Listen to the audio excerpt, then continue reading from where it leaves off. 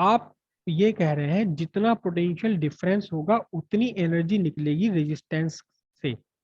Resistance most of the case, अगर pure resistance की मैं बात करूं, तो ये इलेक्ट्रिकल एनर्जी को हीट की फॉर्म में कन्वर्ट करके बाहर निकाल देता है। जैसे कि आपके घर का हीटर होता है, सिंपल, वो ऑलमोस्ट ऑलमोस्ट प्योर रेजिस्टेंस है। 100% प्योर रेजिस्टेंस तो नहीं, लेकिन 99% प्योर रेजिस्टेंस है वो। आप ये कह रहे हैं कि जितना इसका पोटेंशियल डिफरेंस है, जितना इसका पोटेंशियल डिफरेंस है उतनी एनर्जी डेसिपेट करेगा? नहीं भाई, एनर्जी एनर्जी का फॉर्मूला है I²RT। डिपेंड करता है करंट पर, डिपेंड करता है आर पर, या मैं सिंपल सी बात बताऊं, E इज इक्वल टू है QV। जितना इसमें ज्यादा चार्ज फ्लो करेगा उतना ही ज्यादा एनर्जी डेसिपेट होगी। और Q कितना होता है? Q है I × T, I × T × V। मतलब टाइम पर भी डिपेंड करेगा, वोल्टेज पर भी डिपेंड करेगा कितने हैं, और इसके अंदर कितनी करंट फ्लो कर रही है। सिंपल सी बात यह है कि अगर इसका आपका पोटेंशियल डिफरेंस 10 वोल्ट है, 10 वोल्ट है, और करंट इसके अंदर फ्लो कर रही है 1 एम्पियर की, तब ये 1 सेकेंड में 10 जूल की energy, electric energy heat energy में कन्वर्ट कर देगा 1 सेकेंड में, पर सेकेंड। अगर आपने 1 मिनट के लिए लिखा तो 10 × 60, 600 joule energy, electrical energy heat में कन्वर्ट कर देगा। कितनी कन्वर्ट करता है ये हम सिर्फ आर पे, ये पोटेंशियल डिफरेंस से डिसाइड नहीं करेंगे। कितनी एनर्जी कन्वर्ट करेगा वो डिपेंड करेगी करंट कितना फ्लो कर रहा है, वो पोटेंशियल कितना है उसका, और कितने टाइम तक आप करंट फ्लो करवा रहे हो। सिंपल सी बात है, आपने अपने घर पर आपने कूलर, एसी आपने अगर कुछ 24 घंटे चला रहे हैं, ज्यादा बिल आएगा ना। ज्यादा बिल क्यों आएगा? क्योंकि वो ज्यादा इलेक्ट्रिकल एनर्जी को हीट एनर्जी में दूसरे फॉर्म में कन्वर्ट कर रहा है। तो बिजली वालों को तो अपनी एनर्जी का पैसा खर्च लेना है ना, जो एनर्जी उन्होंने दी है आपको, जो एनर्जी आपके एसी ने कन्वर्ट कर दी हीट की फॉर्म में कन्वर्ट करता है, जो बाहर पीछे से निकल जाती है या ऊपर रखे हुए यूनिट से बाहर निकल जाती है।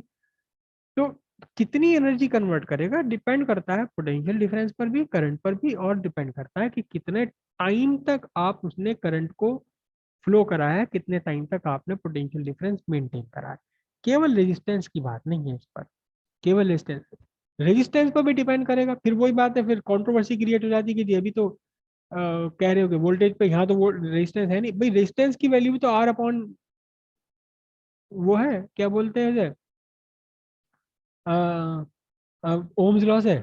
वोल्टेज क्या रख लो, I × R रख लो, तो फिर करंट के स्क्वायर पर यस सर। डिपेंड करेगा और रेजिस्टेंस पर डिपेंड करेगा, है ना। तो रेजिस्टेंस पर भी डिपेंड करेगा, लेकिन वो बात तो सारी वही की वही है। पकड़ लो कान कहीं से भी घुमा फिरा के।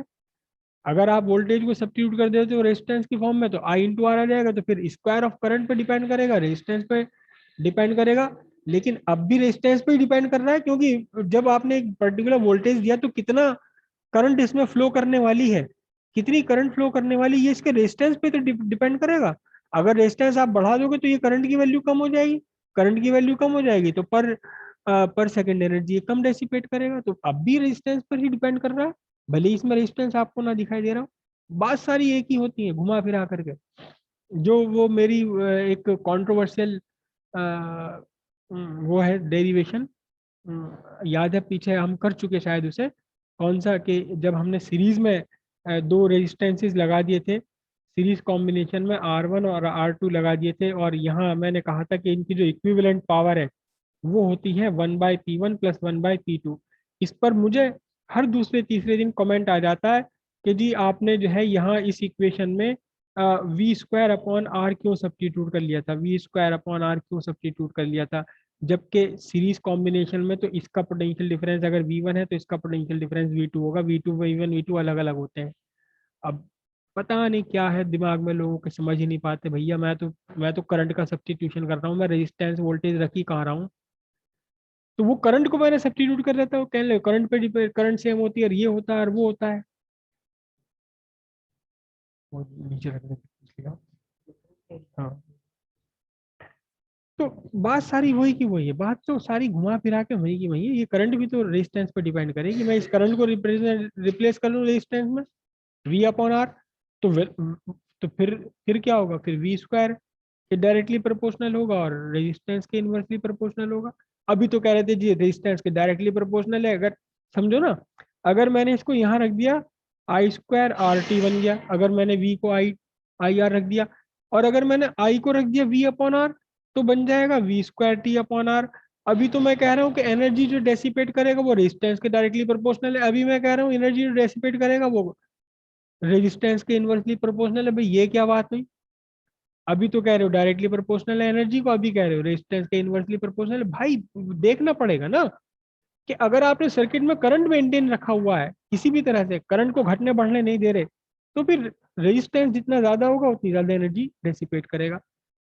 अगर आप पोटेंशियल डिफरेंस मेंटेन करके रखे हुए, पोटेंशियल डिफरेंस को घटने बढ़ने नहीं दे रहे, तो जितना कम रेजिस्टेंस होगा उतनी ज्यादा एनर्जी डेसिपेट कर देगा। आपने 100 वाट का बल्ब लगा दिया, उसी वोल्टेज पर आपने 200 वाट का बल्ब लगा दिया, तो 200 वाट के बल्ब का रेजिस्टेंस तो कम होता है ना, तो वो ज्यादा एनर्जी डेसिपेट करने लगेगा। क्यों? क्योंकि आपने दोनों को सेम वोल्टेज पर रखा हुआ है, वोल्टेज मेंटेन कर दिए।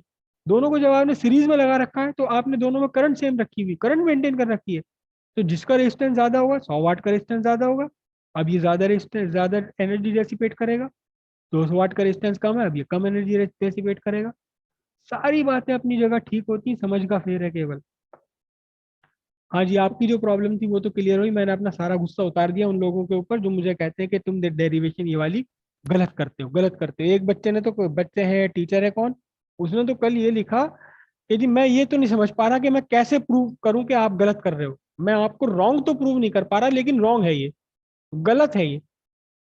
और मैं ही गलत नहीं कह रहा, आपके जो व्यूवर्स हैं उसमें से 90% इसे गलत कह रहे हैं। तो मैंने उससे रिप्लाई करके, भैया तुम ये समझ ही नहीं पा रहे हो, तुम आज इसे समझ नहीं पा रहे हो सकता है 10 साल तक 20 साल तक अगर फिजिक्स से जुड़े रहो तो हो सकता है तब आपको समझ आ जाएगी, थोड़ी और गहरी स्टडी करो। ये गलत नहीं है, ये सही है डेरिवेशन।